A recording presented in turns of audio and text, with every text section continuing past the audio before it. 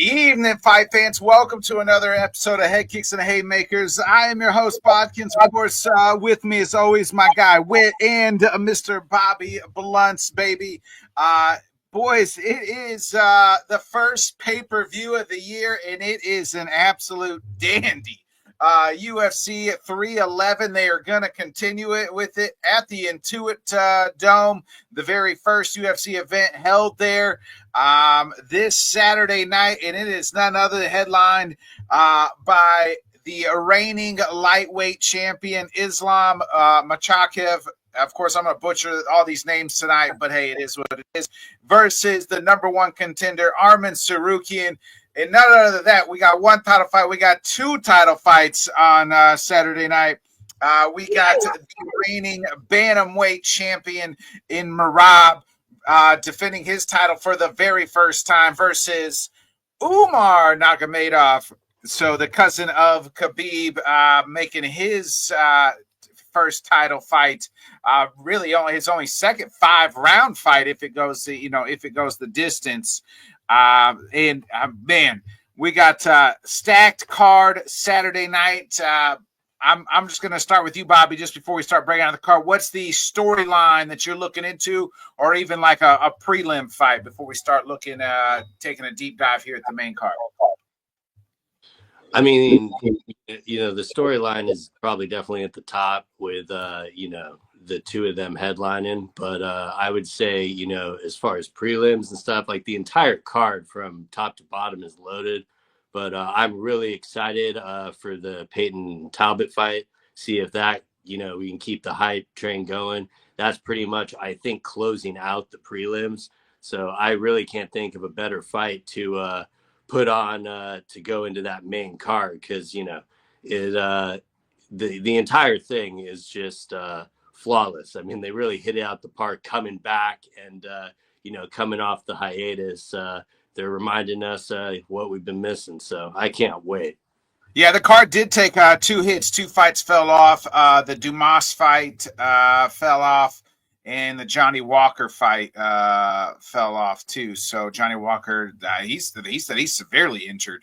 Never did see what it was, but and then Dumas had to pull out, I believe, for injury too. So card did just take a smidge dip away. But what about you? What's a prelim fight or a storyline that you are looking forward to here in the first pay-per-view of the year?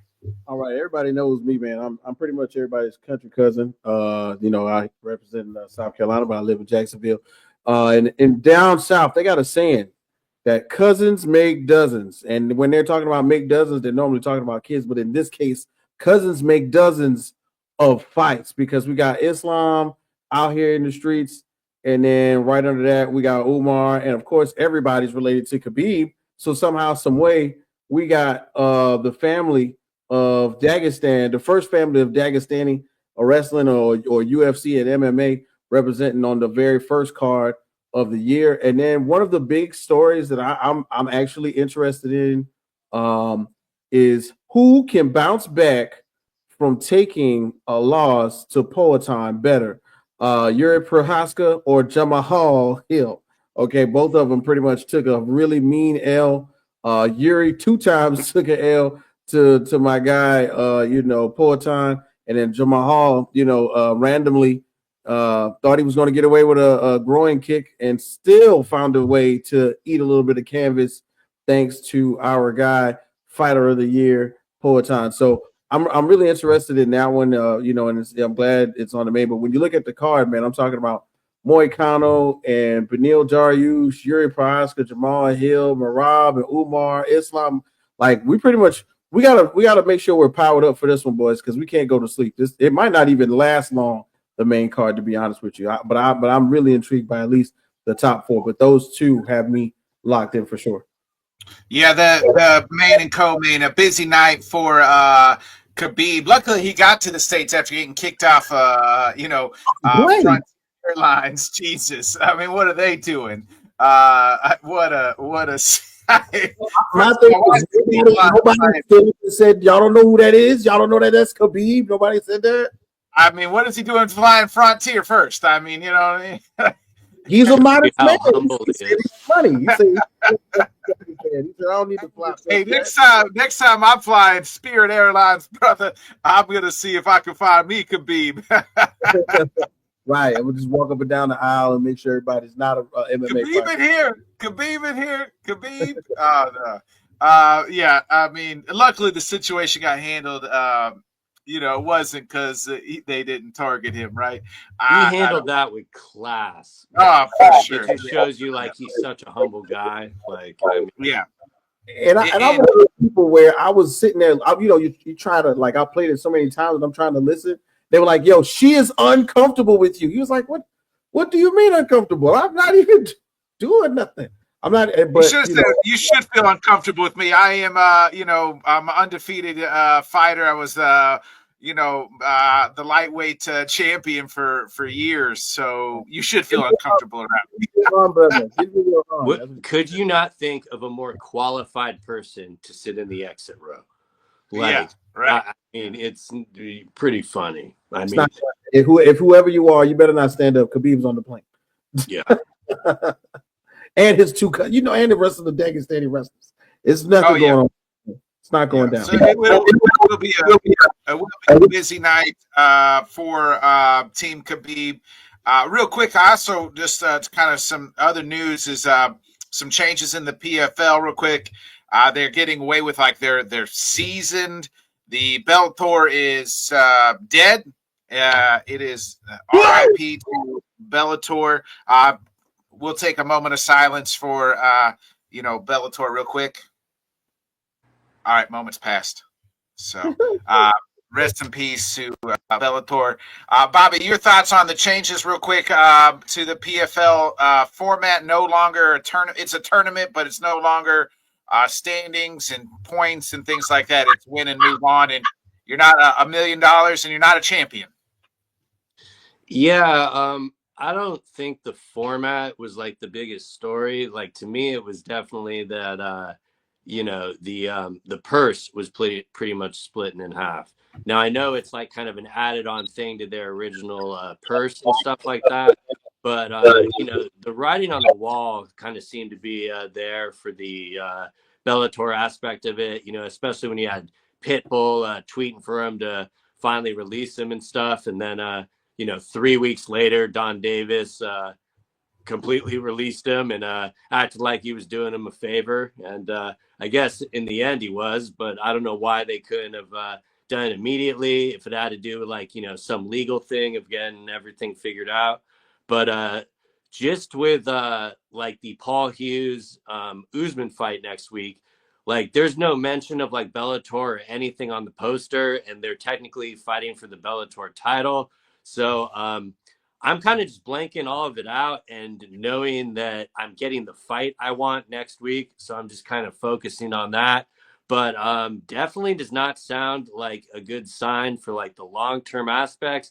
But at the same time, like if you want to look at the positive side, they eliminated a lot of the things that I kind of criticized. I don't know about you guys, but I never thought, the way they had the format in the first place really was fan friendly. So they're trying to work on it. So we'll just kind of have to see how it plays out, as Dana White says. But I think my biggest takeaway is I put Don Davis in the exact same category as Dana White. He is no saint or anything like that. He's just another shady MMA promoter that doesn't really watch MMA. But at least Dana watches the fights. At least we know he watches the fights.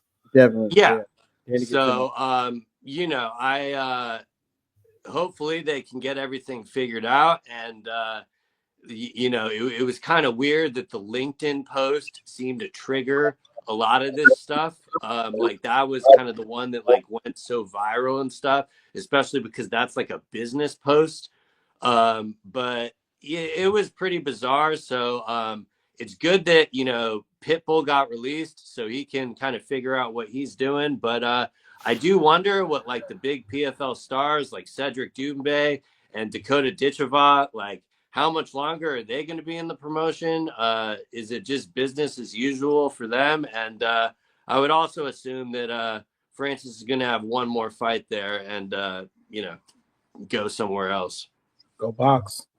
Yeah, I think that's would make the most sense. Absolutely. We had some, speaking of boxing real quick before we get into the rest of 311 here, Tyson Fury is retired. What percentage do you think that, give me a percentage that you think he boxes this year? I'm going to put that percentage down to like 35 or 45. To me, I think the majority of what makes Tyson Fury tick is what he literally told everybody he had cut off for 3.5-4 months, leading up to the second fight with the, which was, of course, another loss. And, I think was probably a little bit damaging to his ego. Tyson Fury, although having maybe, less losses than you can count on your hand, has been a pretty much an unstoppable figure in the heavyweight division for decades, or at least a decade. When you do something like that and you cut off your family in order to try to get the best out of yourself, and you don't really reach peak performance, which I guess that would have been winning, up against who may arguably be considered one of the best cruiserweight / heavyweight fighters in our time. It's a little deflating. And I think some time at home with his family. I mean, because the issue now is not money. You know what I mean? After these last two fights for Tyson Fury, the money is not the issue. It's really his drive. It's really how he feels. And of course, I think we are all men who have some type of relationship. You know what I'm saying? What does your wife say? What does your spouse and children, are they telling you to come home, that they miss you? You spent literally 2 years or at least 1.5 years away from them, focused on fighting. Maybe now's the time to take a little break. But then, of course, you get antsy. You're home every day. Your wife is like, "What are you doing? I'm sick of you being on the couch. I'm sick of you being in my kitchen. Every time I come in the kitchen, you eating all the snacks. You're always in the refrigerator." You know what I'm saying? Like, go. And then she's gonna go box. I'm sick of you. And then he's gonna, hype himself back up. And I'm gonna let you go after this one, but one of the biggest things that a lot of people are clamoring for, Ring Magazine had a survey on the last week or so. What fight, like several fights that we're interested to see. Of course, the Canelo fight was on there. Another Tank fight was on there.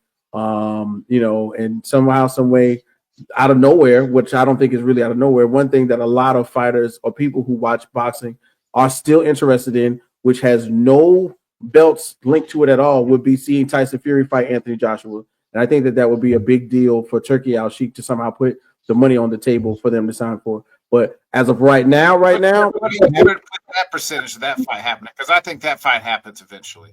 That's like a 45. That's like a 45 right now. Like, that's the fight he comes out of retirement for, to me. Yeah, right? That's the fight he would come out of retirement for.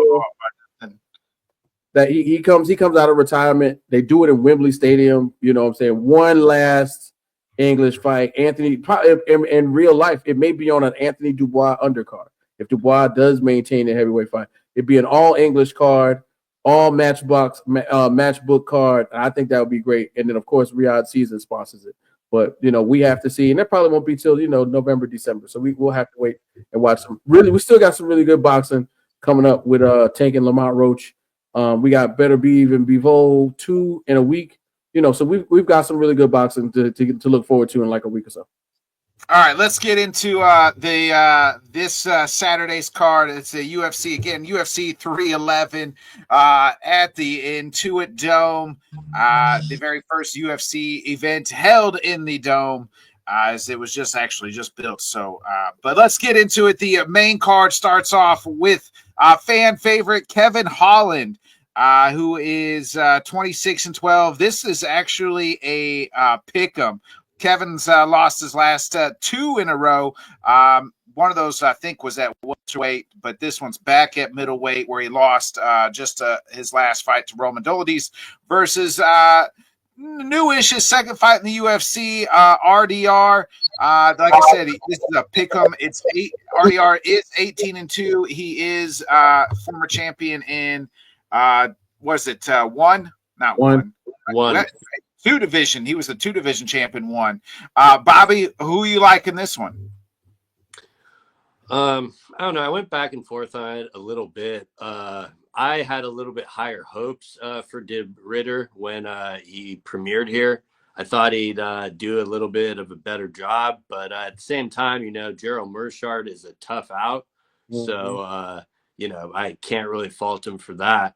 But just going back to kind of all of Kevin Holland's fights, for me, it's just kind of trying to determine what Kevin Holland we're getting to show up. Like, I remember when he fought MVP, he seemed he thought, he was going to be too slow and have no issues. Then the fight started, and he quickly found out he was a lot faster than he thought. Mm-hmm. But all that being said, it didn't seem like Kevin was really overlooking him or anything.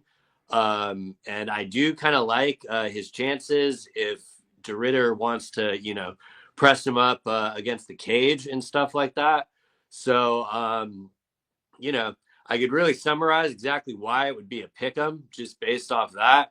But, he seems to kind of always have magic in LA. That was his big coming out party a few years ago. So I'm going to roll with Big Mouth here and go with Kevin Holland. Okay. Kevin Holland did say he wants to fight like 5-6 times this year.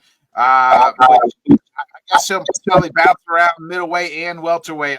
I've always been a fan of him at welterweight. I felt like if he got serious enough, which is hard with Kevin Holland, that he could maybe kind of get up there. And he was up there, man. Him and Wonder Boy at welterweight had a hell of a fight a couple years ago.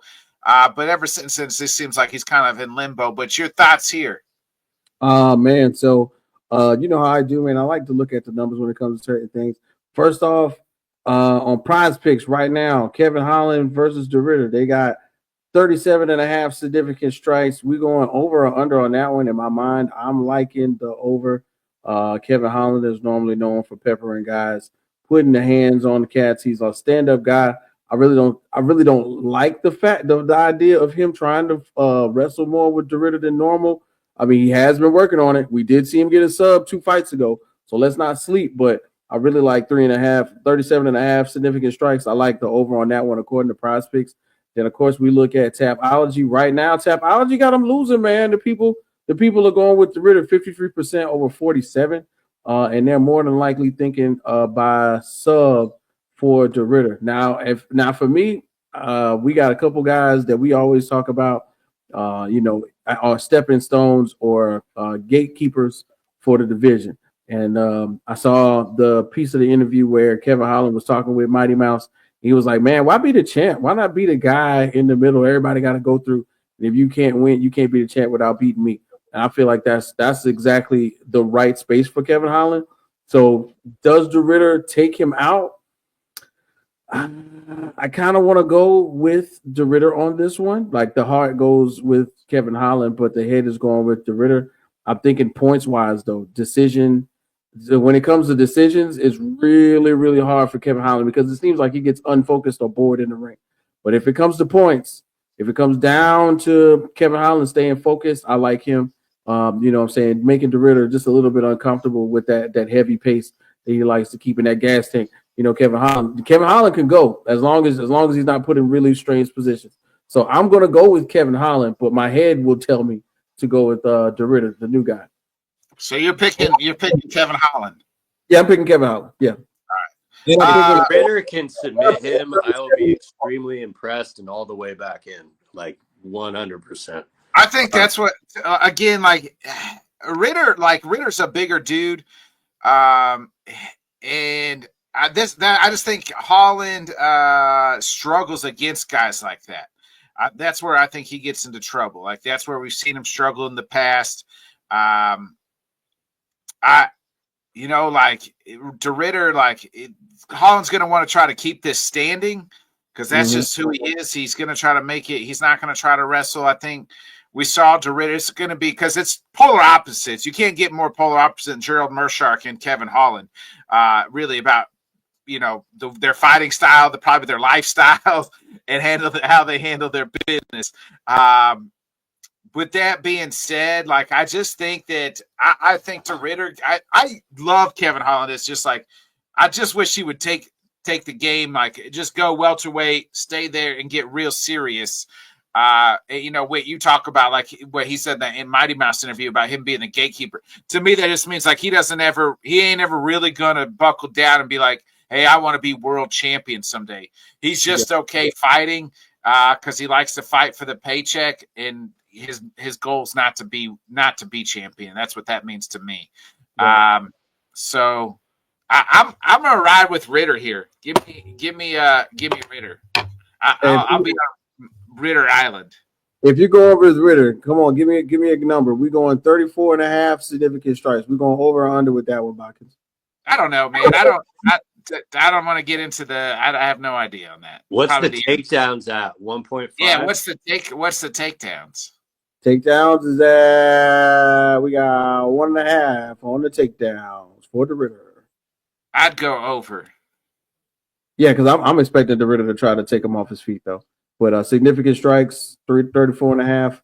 I think it's going to be more Kevin Holland than the Ritter, even if Kevin Holland loses. It's so hard, like, because the thing that really throws me off about is how like awkward the Ritter is, and about the only one I can compare it to is like the middleweight champion, you know. So it's like it's so you know, it would not shock me at all if he's able to like get the win in impressive fashion. But I don't know. I guess I just kind of need to see it. But I'm kind of right with you that I think it's very likely that it's going to happen. Yeah, it is. It's a pick 'em for a reason, you know, and it really is. And I think maybe too some of that is the books don't know enough about the Ritter either, you know. So I know like he fought and won, but they're not, you know, that's just not a popular, you know, stateside at least to the casual fans for the most part. So we'll see. But yeah, I'm riding with the Ritter here. I think he gets it done. What's the over under on the rounds? Whit, do you have that? Do you know what that is? Price got it at fight time. We got fight time at 2.5. 2.5. Yep. They got minutes. They got 11.5 minutes, right? That's all 3 rounds, correct? No, that's a minute in the third round. Yeah. So ESPN's got it at under at over under at 2.5 rounds. So you take the over, it's at plus 105. Ooh. Yeah, easy 11 money. Yeah. All right, let's get into the next one, man. It is a lightweight delight. Beneil Dariush. 22-6. He's the dog on this card at plus 145. He is on a 2-fight losing streak. He hasn't fought in 13 months. Missed all of 2024. Last time we saw Dariush, he lost to Arman Tsarukyan back in December of 2023.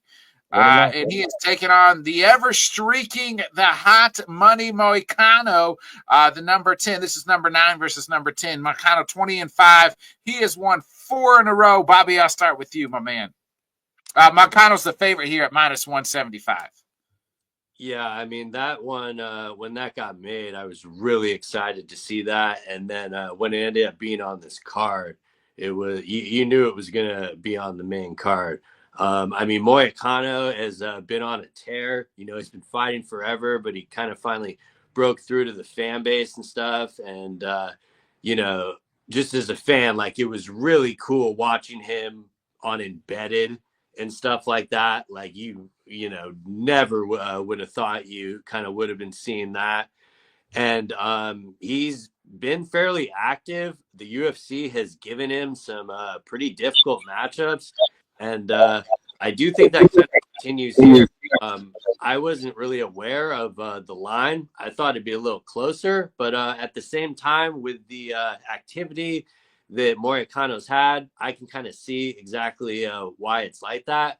As far as Dariush goes, it will be pretty much a home game for him. He's going to have a lot of support there, so I'm interested to see if he's able to go off that. He doesn't really strike me as a guy that gets motivated by stuff like that. It really does just seem to be getting in the cage and doing the work. So I would expect this to be a back and forth fight. I don't really think one guy is going to get the better of the other immediately, at least. It might go that way when it gets into the later rounds.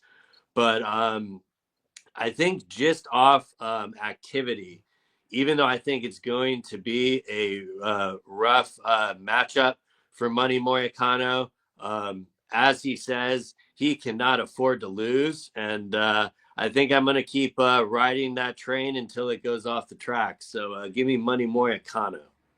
Yeah, with Manny Moicano, like I said, 4 in a row. Last year he went 3-0 after not having a fight in 2023.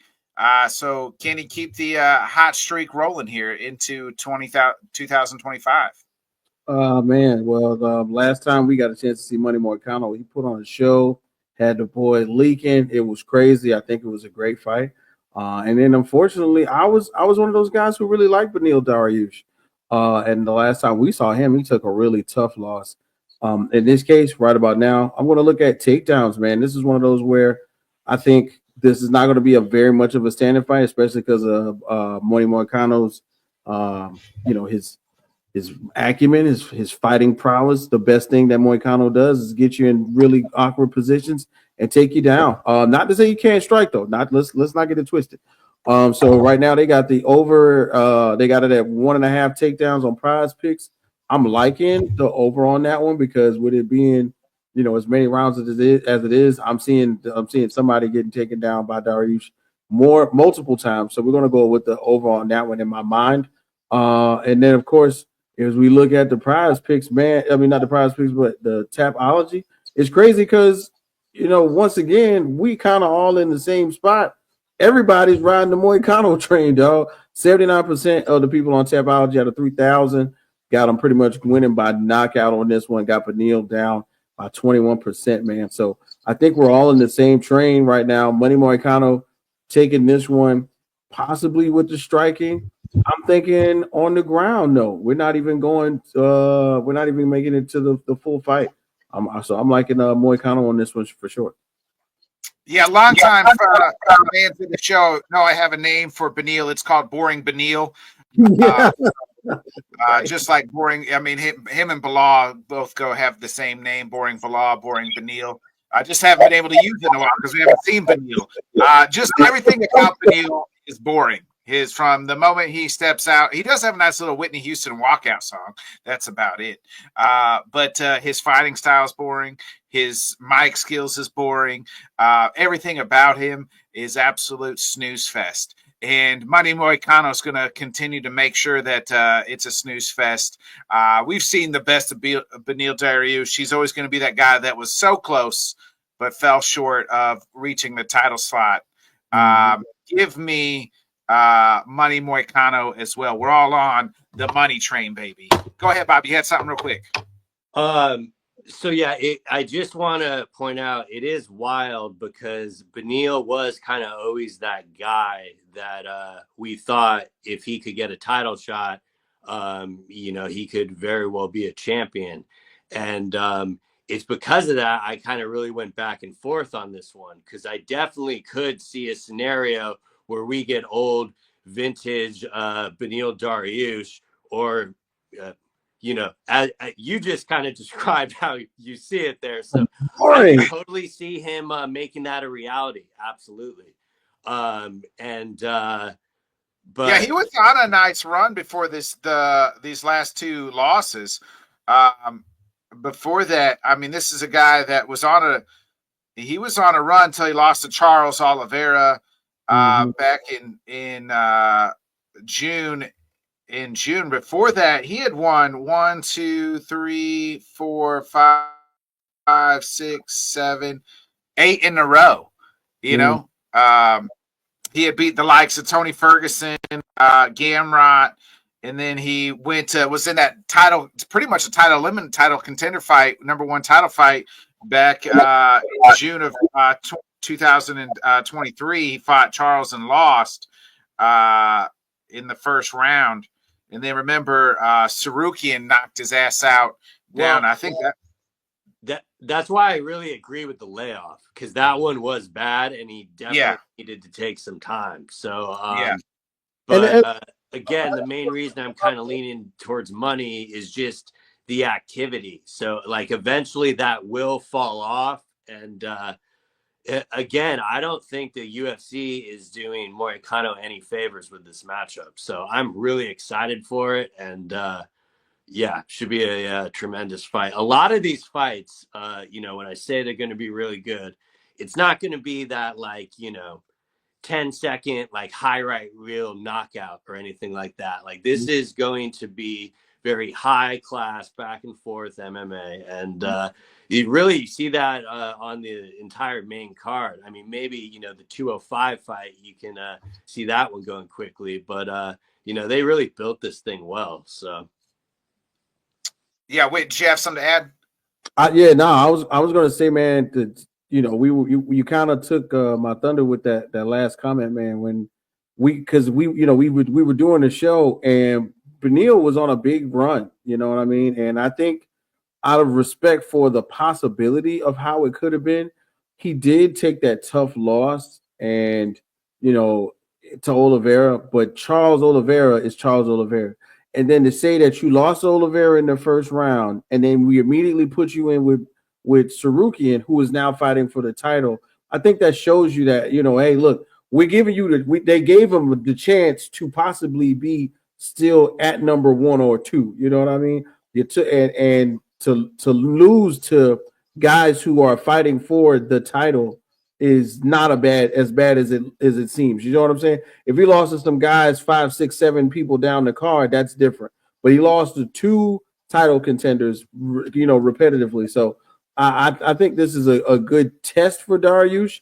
If he prevails somehow, some way, which I'm still game for, that'd be a great thing. But right now, we've got to see what he looks like up against top tier competition, because, like Bobby said, that last one against Tsarukyan, it did not end well. You know what I mean? Yeah, he got his lights put out. And this is really like Dariush is now like the gatekeeper here. You know what I mean? He was like the top 5 kind of gatekeeper. And now he's, and here comes Money Moicano, who's been on a run. We never mentioned him in like our 2023, our 2024 Fighter of the Year, but man, you could have made a case that he was with those 3 big wins.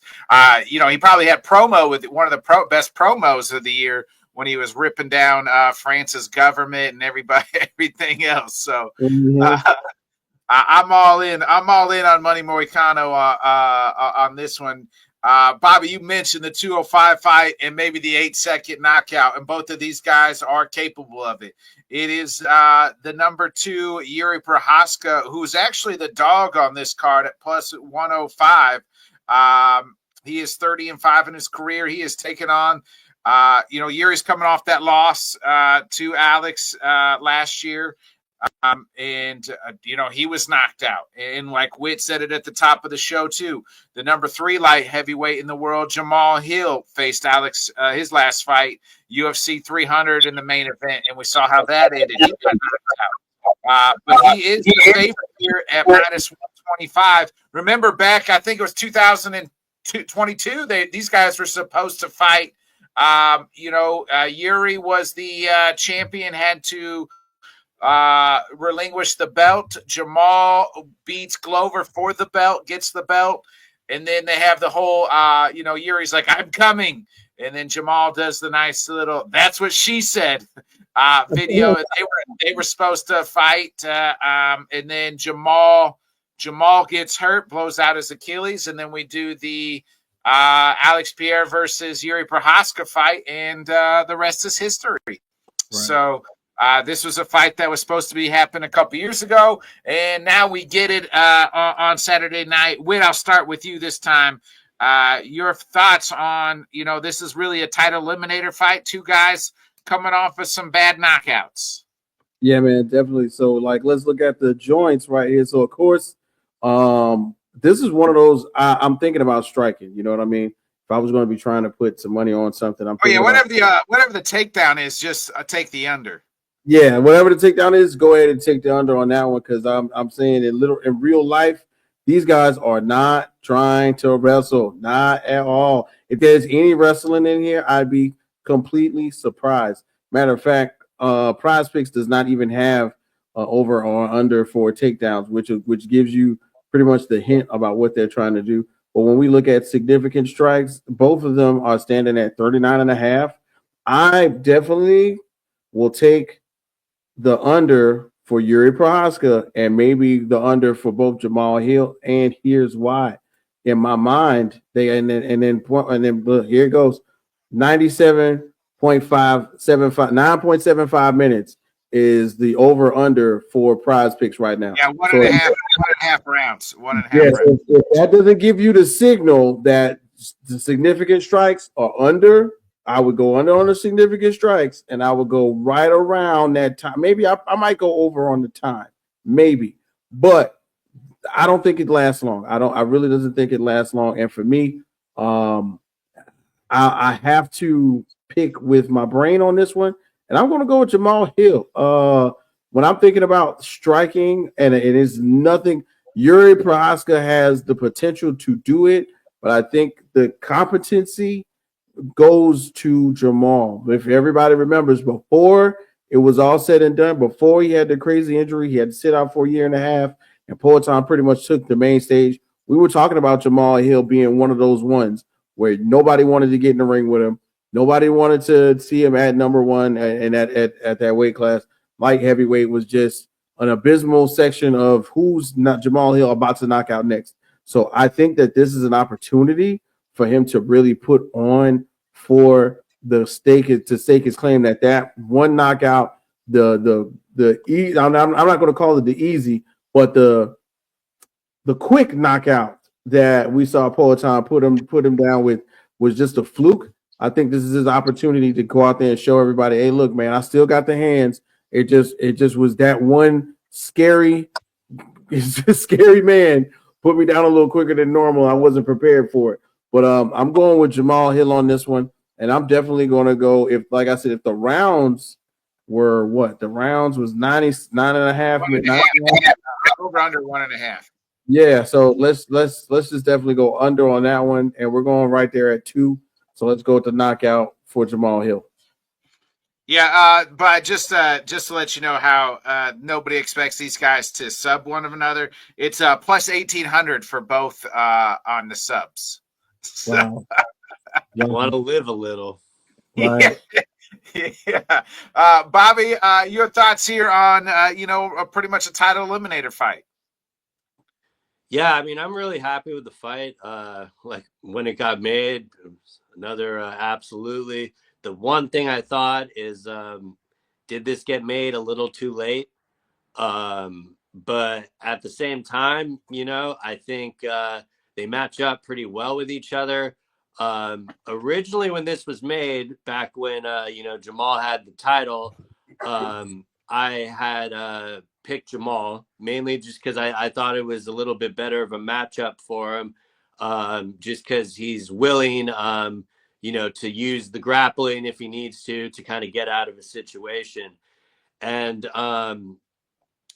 mainly, granted, either of these guys can kind of win in a second, and they both have the loss to Pereira. However, Yuri has a much worse loss to Pereira. I mean, like Witt said, he pretty much got KO'd twice. There was no reason for him to go back out there with that fight. So, I'm not really trying to count Yuri out. I just don't know how much more damage he can really take. And I think Jamal will eventually be able to capitalize on that and get the win. But, stylistically, it's going to be really fun. Yuri always does his thing when he gets in there. he has that samurai mentality. But, I'm just a little concerned because, like, more recently, he's just been falling on his sword. So the one Literally. the one thing I will say is it seems like whenever we kind of count him out of these things, because I did the exact same thing for UFC 300, like when he was coming off the first potent loss, and he was even losing that fight. And then look what he did, and he came back. So, I mean, that's why my excitement is really high for this. But if I'm going to have to pick a winner, I'm going with Hill, just mainly because I think he's a little bit more well-rounded, and I think a lot more time has passed for the injury. But been hearing some kind of wild things about how much weight he cut out of Yeah, he the weighed camp. 260. Weighed 260. Yeah. And I'm that kind of size. Like I'm just curious what he's gonna weigh fight night. I think that will really play an issue. And who knows? Maybe he's playing a little bit of Potent's game there because we know how much Potent rehydrates the next day. So I mean, if he's walking in there at like 230 or he's something, never looked like the most in shape fighter there ever was either. So yeah, Jamal Hill has always looked like one looked like like uncle at the barbecue. yeah, he's all but I mean, hey, it never stopped him from knocking a guy out. So hey, but like they have that shit all dialed in. Like it's wild. I mean, granted, he can make me look like an asshole and miss weight, and then it's a problem. But they seemed pretty confident and everything that he's been working with the nutrition. But yeah, it is pretty wild knowing that he's doing that much of a cut. But it didn't sound unusual to him, so it didn't really affect me picking the fight or anything. Yeah, he weighed 260 at the start of training camp. Now, I don't know what he weighs now, but he's said he's lost quite a bit. So, Bobby kind of said it best here. Is like Yuri, every time you kind of count him out, he finds a way to win. I thought, man, when he got the title, I was like, well, he's going to be a bad dude for a while. And the Glover, him and the Glover fight was so much fun. I think that's when he won the title, right?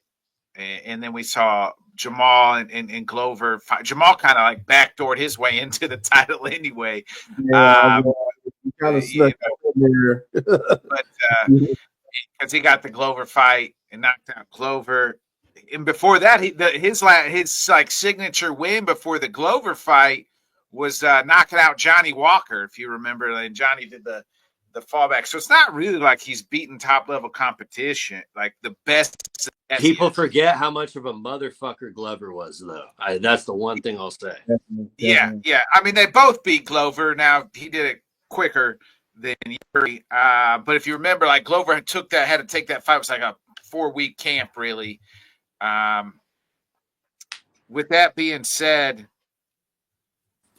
my dog on the card, baby, is none other than my guy, Yuri Prohaska, baby. We're all in on the samurai. 160 plus 160. My dog on the card, Yuri. Did you say plus 160? Whoa. Oh, 105. 105. Okay. I did say 160, but I just double checked. It's 105. I was about to say, I need some of that action. 160. Yeah, I'm all in on year. I'm two fights now. I'm by myself here, so that's we'll see. We get into the co-main event. Mm-hmm. It is the reigning bantamweight champion who won back at UFC the Sphere. He's 18-4. He's won, and somebody's winning streak in this fight. Marab has won 11 in a row, and very rarely is the champ the dog, but he is at plus 210, and he is taking on none other than Umar, who is minus 300 and is 18-0. Again, somebody's winning streak is ending. Now, Umar would be his first loss, but Marab 11 in a row, Bobby. This is a co-main, and Marab seemed like he really didn't want to take this fight then, but has now reluctantly to take to this fight. Yeah, the Hunter Campbell meme comes to mind. I mean, both of them sound compromised. It does not sound like either of them are completely healthy. But the thing that is so telling to me in that is I know a lot of people are kind of paying this. The UFC is doing Umar a favor and stuff like that. You know, he fought Corey Sandhagen, who was ranked number 2 at the time. Everyone thought that was a huge jump, and he didn't deserve it. Well, the fact of the matter is 3 through 9 said no. Nobody wanted to fight this man. And I mean, Corey actually took the fight, and it was just, a really great performance. Corey was able to kind of nullify the grappling a little bit, but eventually kind of time just wore on with that. Now, I don't mean to count Merab out at all. I mean, I think the line is a little surprising. I've seen it as high as like plus 250. So I know a lot of money is going into Umar, but Merab does like all of this sparring and stuff. He does like 10 rounds. So the cardio is going to be there. But I just keep going back to, the sacrifice that Umar makes. And a lot of people might roll their eyes at that, looking at the UFC, his UFC like resume and stuff. And I think they're just missing the bigger picture. Because when I talk about sacrifice, I'm talking about what he puts into that team. All of them make sacrifices. And, Merab didn't want to take this fight because he, wanted to take some holiday time off and spend some time with the family. Umar didn't want to be anywhere near his family. The only family he wanted to be with was his brothers that he was training with. Like, they are locked in, and their dedication, it's going to bleed through from the co-main to the main event. And knowing that Umar is injured, I think that they see something that they feel very confident about taking this fight, because you figure that Merab is going to try to wear him down with pressure and just kind of chain wrestle him and kind of, use the cardio like he has with everyone else. And I don't know, man. I know that Merab has literally beaten everyone else, and it's a real shame that this is his first title fight, because legitimately, I don't know who else in the division would be beating Merab. And if Merab is able to pull this off, I think he's going to be holding that title for a very long time. You got him either out the UFC or title or champion for a long time, Bobby. Well, I mean, that was just more of how I could see the wheels rapidly fall off maybe after he loses and stuff like that. But, I think it is going to be an electric fight that I'm assuming is going to be 25 minutes. I don't see a scenario where Umar is just going to like really roll through him or anything. I'm interested to see, what Merab does early, because I think his plan is, just to keep forward with the pressure and kind of nullify Umar's wrestling. But I don't know. I thought it would be a little bit more spicy of a take before I looked at the line, but it sounds like I'm, just going with the favorite. But all that being said, I am going to pick Umar to be and new. And new. Oh wow! Real quick before you go, what I don't understand is Merab is not only so he's plus 240 on the money line. If you're going to put money on Merab, you would want to take the points, and that's plus 350. So I think that's how he always wins. So, like, to me, if you're going to put money on Merab to win, I would put the points wise. But what about you on the co-main here? Oh man, the co-main. This is what I'm thinking, and it's gonna be crazy. Shout out to Inglewood, always up to no good. They got it at the Intuit Dome. Steve Ballmer, big Microsoft guy. He's gonna have the numbers. He's gonna be simulcasting how many strikes, how long are they going to be on the mat, what's going to be on. This is, I think, going to be one of those where we have to remember, folks, this is a championship fight, and it features a fighter who is related to Khabib Nurmagomedov. All right, so real quick, just like I was doing with the numbers, let's go ahead and look at it real quick. Significant strikes, man. It's crazy because they got significant strikes at 57.5 for Islam. Oh, that's my bad, not Islam, but 57.5 for Umar. They got 90.5 significant strikes for Umar. And for some odd reason, Merab at 85.5. I really don't think either one of these get met. So I would go with the under on both of them, because in my mind, this is going to be a hand slapping match where we're going to get to see if Merab's gas tank lasts even through his injury. A lot of the conversation that I've been seeing leading up to the fight has been, most champions get that 4, 5, 6 month layoff. I think Merab is doing his first defense in 4, if I'm not mistaken. So this is one of those where will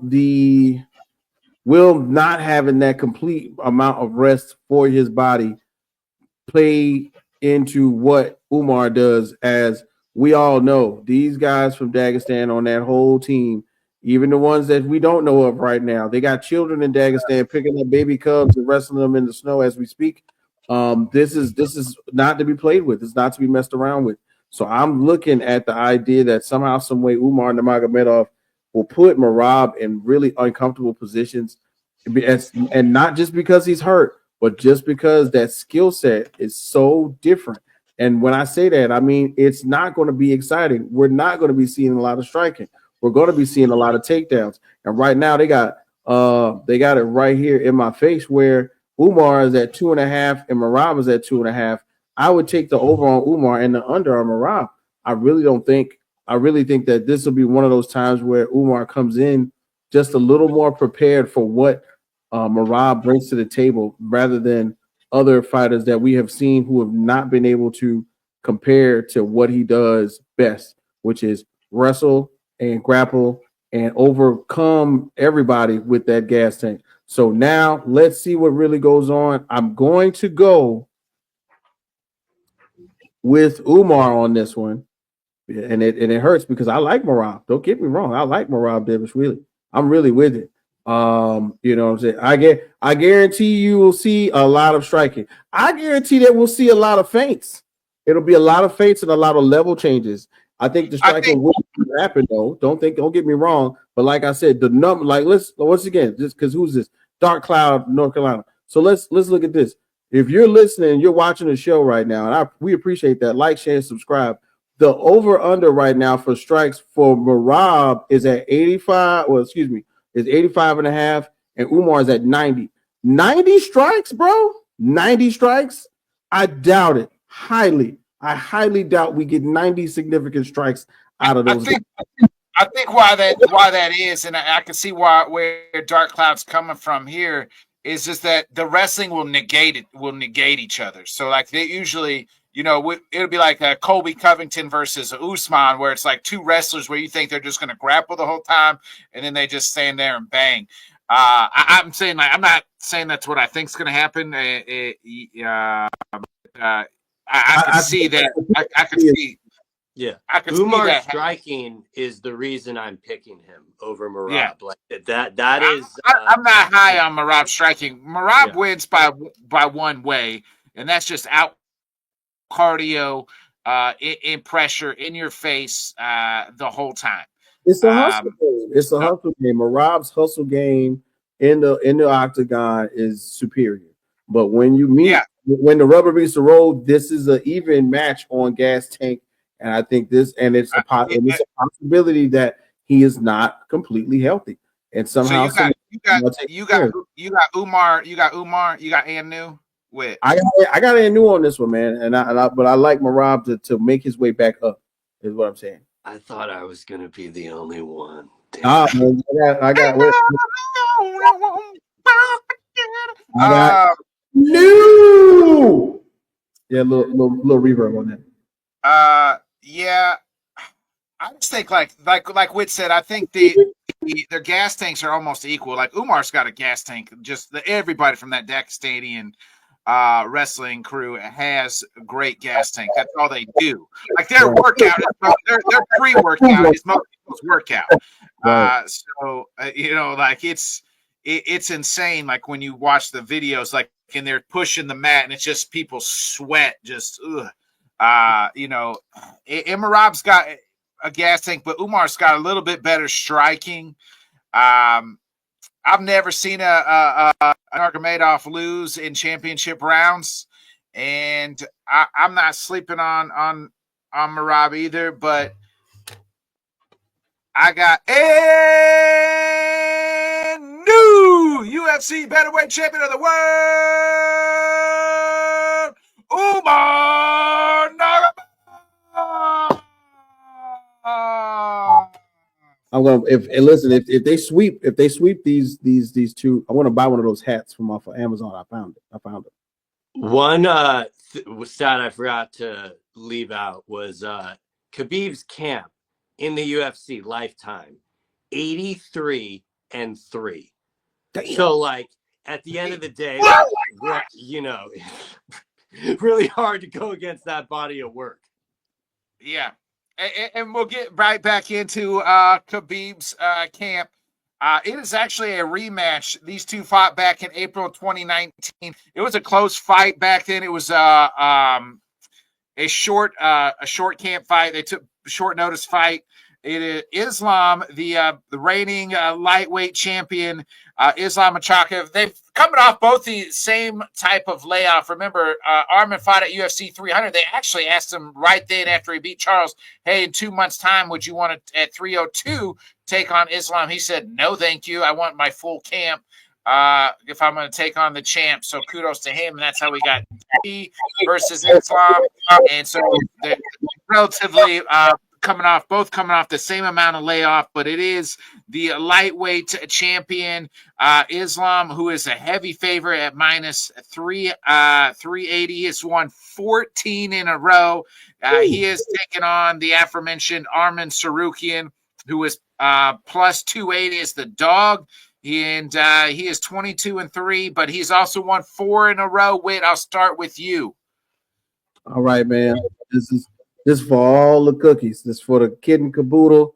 This is for all the marbles right here. And I'm telling you, for some odd reason, I don't know. I don't think Arman Tsarukyan is where he thinks he is competitively in this fight. Now don't get it twisted. Arman Tsarukyan can wrestle. He's a bigger fighter. He is more equipped to handle what we think will be thrown at him in this one. But somehow, some way, I don't think that they prepared Merab and Islam to not come out on top in this one. You mean Umar? You mean exactly Umar? I don't think they prepared their camp prepared them to not do anything but win on this one. Now let's go back and check out the numbers on this one. Of course, they got the significant strikes at 54.5 on Prize Picks for Arman Tsarukyan, and of course they got 57.5 for Islam Makhachev. I like the under on this one for Arman because I think this will have, once again, this is a title fight, y'all. 5 rounds. The outbursts that we normally see in those first 1, 2, 3 rounds are going to be spread out significantly, I think. And I think they're going to be doing a lot of feeling each other out. 57 strikes is a decent amount for anybody else but them against each other. Y'all said that the wrestling may nullify each other and they might strike out in this one and the one before. I think this is the one where the striking will play a larger effect on what goes on. And then, of course, real quick, let's look at the takedowns. And then for takedowns, they got They got Islam at 4 takedowns. They don't even got, and surprisingly, Prospects doesn't even have Arman up here for takedowns. So that shows you where the money is in this one right here, right? Islam Makhachev 4 takedowns the whole fight. I'll take that.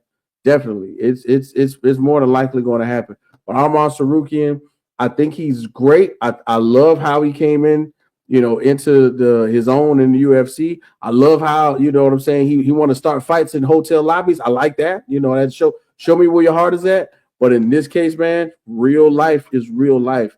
And I'm going with Islam on this one. I'm thinking and still, but Arman Tsarukyan, don't get it twisted. Not to be slept on at all. I would not be surprised if somehow, some way, this ends up in either a split decision, maybe even a draw. But I do not see this being like one of those exciting, everybody's fighting, swinging out. Not at all. This is going to be damn near a stalemate. But I still think points wise, Islam pulls it out, and we get the hard decision after 5 rounds on this one. Yeah, I was just kind of looking at the tail of tape, Bobby. Are you worried at all? Like, Arman's 5 years younger than Islam. I didn't realize Islam's 33. They don't age in Pakistan. It's the snow. 28. Yeah. That part's a little wild to me. And the over under on the rounds is 4.5. Mm-hmm. Yeah, I mean, as far as the age, it's not too much of a red flag for me, mainly because, lightweight is a little bit older. I mean, granted, Arman is young, up and coming there. But, the most impressive thing about Islam to me has always really been his defense. It's why I was kind of so impressed with Dustin Poirier's performance. He was able to kind of make it ugly and get some damage in on him. Arman is going to be the hometown guy. So, I mean, Islam is literally fighting in his own backyard. So that should be a very interesting dynamic to add to it. So probably not too likely that Arman's going to try to punch a fan this time coming out. So we can cross that off. But, you saw those like training photos of him, and he looks huge. And that's kind of one of the ones I'm a little interested to see how the cut goes. He does look huge, yeah. In recent memory, I can't remember if he cut the extra half pound, like when he was like doing his contender fights, or if he's always been like 155.5. But I don't know. Like, Arman has gotten significantly better. However, like, who are we talking about? So is Islam. Like, Islam is the pound for pound, best fighter in the world right now. Granted, I don't want to shade anyone if they want to throw John Jones like up above him, but like if we're talking active competition and wins, I mean there's really only one guy, and not only that, Islam is fighting the next guy. He's not fighting down in the rankings or anything. This is the person he should be fighting, and he's I know they obviously don't drink in Dagestan, but he's pretty much like, hold my beer. Like you do not see any, hesitation. Like he always carries himself like a champion. It amazes me how much Umar is carrying himself similar to that. Like you see him just looking up to Islam. And I think Islam is going to lead by example here and know the task at hand. And it's going to be a very good fight, but I would be very surprised if Islam does not come out with his hand raised. So I am going Islam and still. Yeah. So real quick, you talked about the weight. So from like the weight from the last fight, and now he hasn't had to fight at championship weight, but Arman's always usually winning in at 156. So he'll have to cut that extra pound to make the 155 on the dot. Also, I always think that Arman is like, maybe he just looks bigger or taller, but he's only 5'7", and Islam's actually 3 inches taller than him. He's 5'10", which I would have thought the exact opposite in that.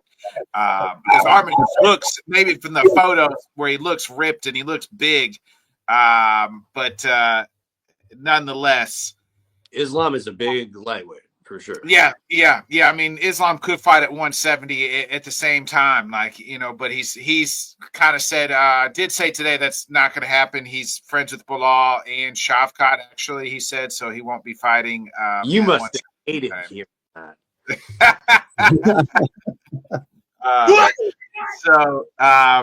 we'll see what happens. But as far as this fight, I think this fight's going to be a good one. The first fight was a very good fight.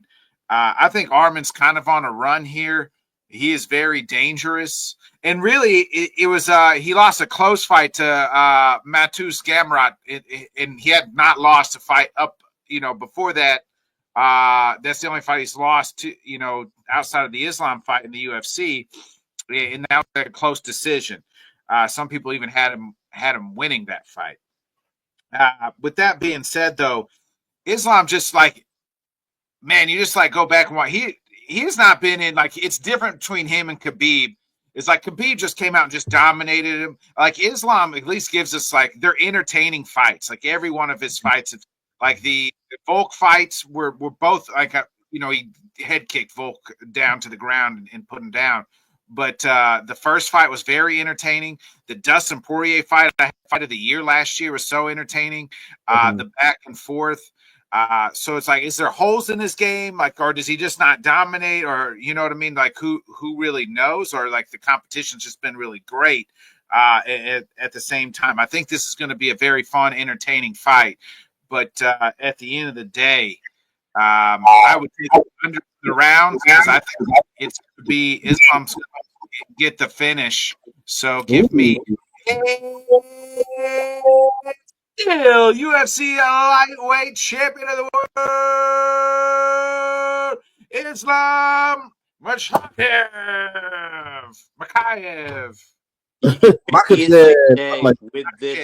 You could easily say with this victory, if you wanted to put his resume over Khabib, I'd have no issue with it. If you hold them up side by side, I mean it. Not only did they fight the same dude the first time, like it's daunting how much you know, it's just wild. Comparable, yes, where they are equal in longitude, latitude. But the point is, I think the cachet that happened with Khabib is really tough to equal out because, of course, when he got there, he had the ultimate foil in Conor, right? Like that's thank you. The idea of dragging Conor through the freaking ring which is never, even though we see Conor lose, we never saw Conor lose like that. Brother, tell them now, brother, what you say in press conference. See, to me, Islam's Conor moment was when he starched Oliveira, and he did that a lot easier than Khabib beat Conor. Yeah, I just meant like press wise and media wise, like, you know what I mean? Like, no, yeah, it's all and I hate comparing them because for obvious reasons, but I was just looking at their resumes back to back, and it is daunting how similar they are. And I got one more thing to throw out there. And Dark Cloud mentioned the Dustin Poirier joint, right? And for me, the thought of the switch going off in a fighter that I fight, like especially a championship, like a champion fight, like for instance in Ghana, the switch went off when we saw, that the gate closed and we got in there. John Jones, the switch goes off. He's laser focused on kicking the crap out of Stipe's stomach and making sure that he's aware that he's going to, beat him in that type of fashion. I think that the last fight, with Dustin Poirier, the switch went off when he was getting punched in the face. He was like, I'm sick of it. I'm not taking any more of it. Let me get away. Like, let me figure out a way to not have this go any farther because he's getting me. I think the same thing is possible in this fight because Armand is such a more dominating looking figure where his strength may play a factor in this. What will Islam do to negate that, just like he did in his last two fights? You have to fight perfect. Like Dustin Poirier was fighting a good fight, but then like all he was really trying to do when he got choked out was kind of like get up, and then like he just kind of left his neck out there just a smidge too long, and Islam jumped on him like a cat, like it was like a like a line would. He got that leg. He got that leg. He spin him around, and all of a sudden he's is over. Like it was over the next 2 minutes. Like that. That's what I'm saying. Where does the screws begin to turn in this fight? And then he goes, no more. I got it. He's destroyed. That's what I'm excited to see. Yeah. It'll be a good. It's a good set of fights. The prelims, like Bobby said earlier on this fight, are really good. The Peyton Talbot, who's the biggest, favorite on the card. He continues his ascension. Bob, you mentioned something real quick. You mentioned like Umar's looking up to Islam. Like it's like so Islam. Like it's like Umar's looking up to Islam. Like Islam looked up to Khabib. And that's kind of like how they're going to continue. And they'll have another person after Umar's, up there, and that'll come up and look up to Umar and kind of keep this Dagestanian legacy continue to grow. So let Khabib tell us there are promotions that are not even accepting Dagestani fighters right now because they already have 2 or 3 that are in several different divisions. So it's crazy to me to think that they're taking, one, here you go. Bellator, there you go. PFL, here you go. UFC, here you go. They're spread out. Then of course, they got they're in tournaments, wrestling, BJJ, fighting sambo, all that stuff. Those guys are everywhere. Yeah. Bob, before we get out of here, do you got any final thoughts here on UFC 311? No, not really. I think we summed it all up. Give a shout out to Cross. He has Armin and Marab parlayed. So hopefully he can make some bread off that. That will definitely be a tall task. But this is a good slate of fights, and I just can't wait for Saturday at this point. Wait, any final thoughts? Nah, man. This is the first pay-per-view of the year. I'm excited, and just like we called out, those last 4 or 5 fights are the way I'm going to start my year. I got my tequila already in the freezer. I'm ready to go. Oh, Friday. Hey, everybody, don't forget, since you're watching, if you're into basketball, Friday, we got Rec Room in the Hoop. We're going to be talking a little bit of that basketball talk, man. I do that too, so can't wait to get to the weekend. And then next week, we got to talk about it. Better be Evolve 2, the last crescendo, the rematch, February 22nd, with Daniel Dubois and Joseph Parker on the co-main. Can't wait. That's next week already? Oh, my bad. Not next week. It's February, isn't it? It's February 22nd? Is it February? I'm not sure. It's either February 22nd or January 22nd. Hold on. It's February 22nd. Yeah, February 22nd. But I can't wait. That's the first big boxing promotion that we're looking forward to seeing, too. Yeah, uncensored. Just click the like and subscribe button there. We'll be back this time next week, 8:00 Central, 9 Eastern, every Wednesday night. I have my dog KOZ. Headkicks and Haymakers. We'll do a 311 post show. We'll talk about all the stuff that happened at 311 this time next week, and kind of we play matchmaker. Who's going to be fighting who? What's next for who? And we kind of break down it all. So can't wait to watch the fight Saturday night. And man, it's going to kick off a big year here at the UFC and in the world of the MMA. So be a friend, tell a friend, folks. Like, subscribe, share. We'll catch you here next Wednesday night. Scare. Thanks so much for joining us, and until next time, let's talk sport, friends. Thanks for watching.